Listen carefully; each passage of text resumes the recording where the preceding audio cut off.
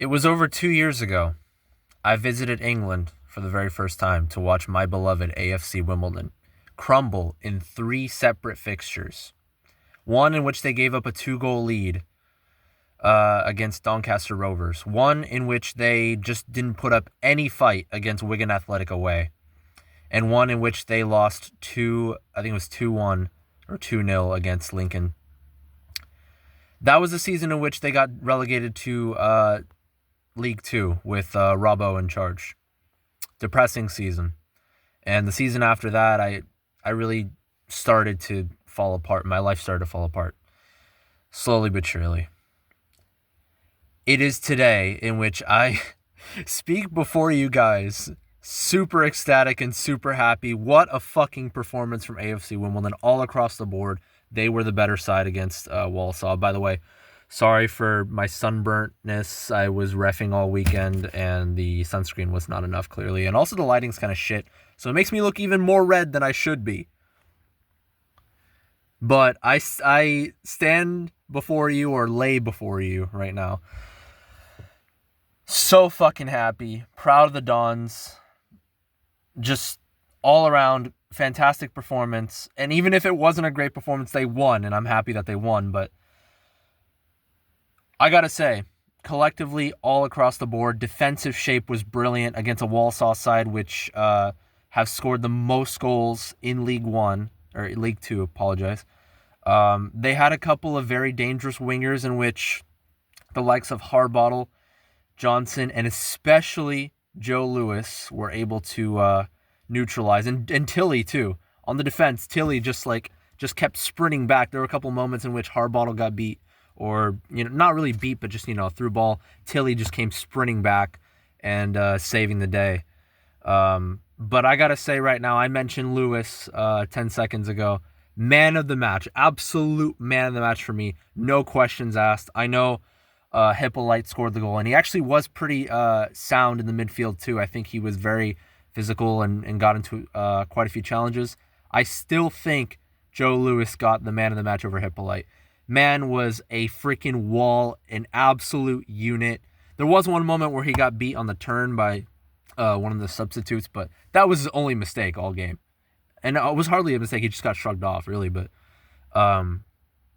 several instances, there was a couple through balls in which he got a foot in, headers, important. Like, he was the last man on a couple of instances. He won some headers.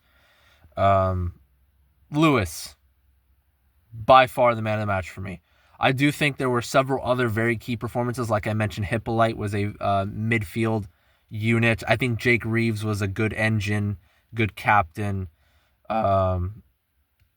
Stevens unfortunately didn't really play too well, but Brown was one of the key players. He had, found himself with 3 or 4, maybe 4 shots on target.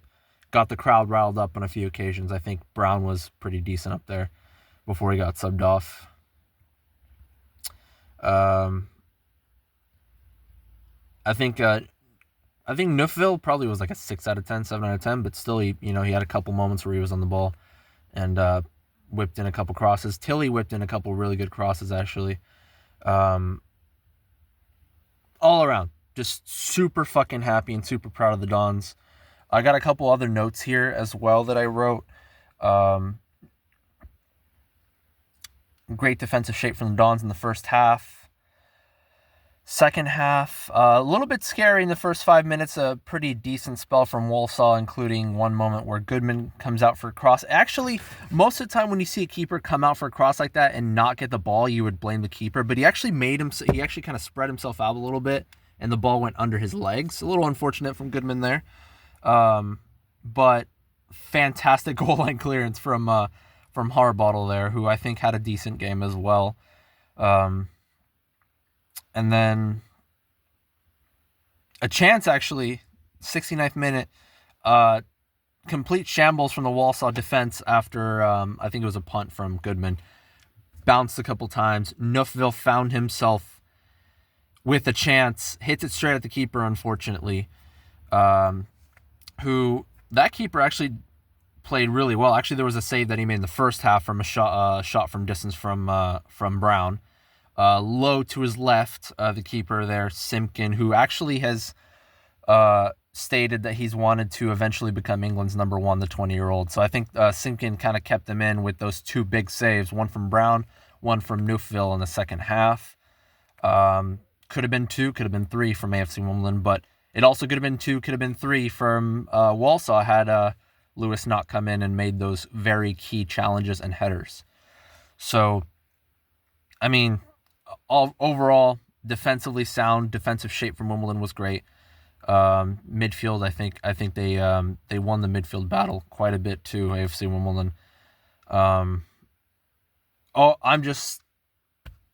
My excitement is already mostly gone. I was like, I didn't record myself, but I was, as soon as the fucking full-time whistle went, I went, fuck yeah, let's fucking go. Like, you could say, if you're a Brit, you could say, get in, oh come on. But I just had the American in me. I'm like, let's fucking go. We usually go, let's go. That's what we usually say in the U.S. But the Wembley winners are back at it again. I was gonna say I didn't have any doubts. Of course, I'm gonna have a little bit of doubts and nerves. That's usually how it is. Nothing's guaranteed in life, especially in football. But I said in one of my tweets, I'm like the Wembley winners or whatever. This was a tweet afterwards, and in my game preview, I'm like, we have a very good record at Wembley. 1988, the FA Cup. When we got promoted into League Two at that penalty shootout against Luton back in, I think, 2010, I want to say. 2016, obviously, was a very notable win against Plymouth. Here we are again. Here we are again, boys. Oh, man. Words cannot fucking describe just how freaking happy I am right now, man. Back in League One. Super Johnny Jackson brought us up, baby. Let's fucking go. Get in, boys. Get in. That's all I have to say.